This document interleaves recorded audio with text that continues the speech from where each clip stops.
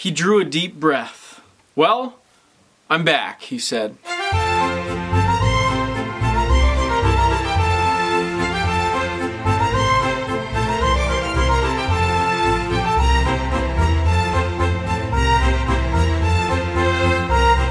Hey guys, taking a look at the final book in the Lord of the Rings trilogy, The Return of the King. So I have completed The Hobbit and also the 3-book series. It's really one book, and it's even, I've mentioned this, but you know, it starts on page 732, 33, 31. 731 goes to like page 1000 or whatever. So this isn't going to be necessarily really about the book too much. The book is interesting. We pick up kind of where we left off with Gandalf and Pippin running back. We get some adventures. We also remember from the last book, we had Frodo kind of taken away, but Sam saves him, and you know, eventually, and all that kind of stuff. So ends wonderfully. The world is saved. Interesting. Ending with Frodo kind of failing, but then it just so happens that everything works out because of our friend Schmeagol. But I'm not going to get into too much of that. I'm just going to talk about the series as a whole and my experience with it. But I will say a little bit about this edition of the books that I got. It's really cool. I got the box set. And as you see behind me, I've got The Hobbit, Fellowship, and The Two Towers, and of course, the Return of the King. It all came in this set. This book in particular is really cool because in the back there's like probably 100, maybe even more, over 100 pages of just like extra information. There's appendix A, B, C, D, E, F. There's just so much information. If you are like a super huge Lord of the Rings fan, I can't recommend this edition more. I don't know if the other editions also contain that. I'm not sure. I know I personally listened to all 4 of those books on Audible, and I just kind of looked at the backs after. It's got a lot of cool information. I don't know why. I love family trees and stuff. That just really fascinates me, and it's got like the Baggins of Hobbiton, you know, Brandybuck of Buckland, so you can kind of trace back from Frodo and stuff, and it's just kind of cool. There's also different things like the Shire calendar. It's just so cool, and of course the language, all the language information in here is really cool too. But it's just so amazing that Tolkien was able to create such a deep world. You know, he really thought of everything. At least it seems like he did. So broadly, what I thought of the series, and I've mentioned this here and there throughout the other videos, I liked it. I like the story. It's really, really cool story.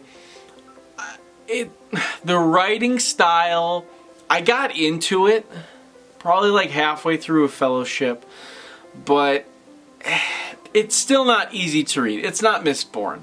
Mistborn for me was very easy to read. Now, the only 2 fantasy series I've ever read, Mistborn, Lord of the Rings. That's it. That's all I have to go off of. So I'm not well read in any way in this, but I wanted to take a crack at the grandfather of all that is fantasy. You know, I just felt like I had to. And I think I will grow to appreciate Lord of the Rings more and more as I continue reading more fantasy books. And let me be honest too, I enjoyed my time with these stories. But if I'm just being honest, I preferred Mistborn. You know, I just thought it was more interesting. Not that this wasn't. The historical aspect, I think, is so much greater than Mistborn. In this, and this isn't a comparison video, obviously this series has created I'm sure Brandon Sanderson looks up to these books very, very much. And who knows what that will be for Brandon, who I'm again, I don't know what I'm talking about. I've only read those 2 series. So maybe I shouldn't go where I'm not qualified yet to speak on. But it's cool seeing where the fantasy genre started.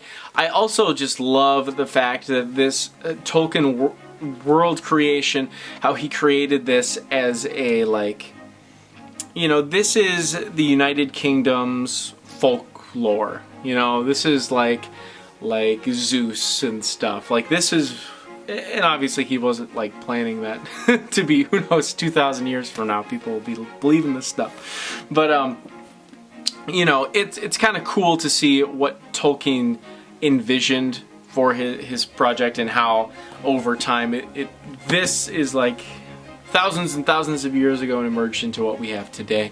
Tolkien is such a fantastic storyteller, and I'm sure I would have gotten along a little bit better with his writing style had I read it, you know, if I grew up with it. Like, I didn't grow up with this stuff, and also if I grew up more in that time period, you know, with modern stuff like Mistborn, it's just like everything's super easy to read, and this is like, why did he say it like that? You know, but it's just an old book. You know, it's as simple as that. But it's a great book. I hope to physically read these, just because I think I'll get so much more out of them too if I sit down and actually read them rather than just listen to them on Audible. I probably won't do that for a number of years, probably at least like 5 years from now. But, you know, if I'm still doing this YouTube thing, then maybe I will revisit it and make an additional review when I have a little bit more under my belt and I can maybe talk a bit more in depth on this. But if you're just starting out with fantasy like myself, I'm glad I didn't start with The Lord of the Rings, and I started with Mistborn. I'm really glad I went that route. But I think you owe it to yourself to see where the genre came from, and that again was why I wanted to start with this. So overall, I'm glad I did it. I'm not going to be reading the Silmarillion.